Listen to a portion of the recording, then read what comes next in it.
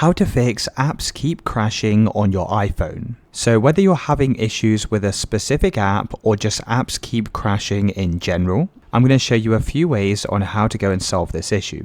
So the first thing we're going to try doing is power cycling the device. Now to do this, you can perform a simple key combination. So we're going to quickly tap the volume up button, the volume down button, and then you need to hold the lock screen button on the right hand side of your phone. Now continue to hold this button down until the iPhone screen goes completely black. Even when the screen's black, continue to hold the lock screen button down. After about 5 more seconds, you'll see the Apple logo appear. You could then release the lock screen button and go and restart your phone. Once your phone's restarted, you can check to see if your apps are now working. Now if the apps are still crashing or freezing, what we can do is go and bring up the settings on your phone and then scroll down and click on General. Now click on Software Update and just ensure that your iPhone is fully up to date. Now this is really important to make sure our iPhone is running efficiently. You can then come back over to the previous window, click on iPhone Storage, and here you'll see a full list of all of your applications. Now if it's a specific app that's crashing, you can just scroll down to that app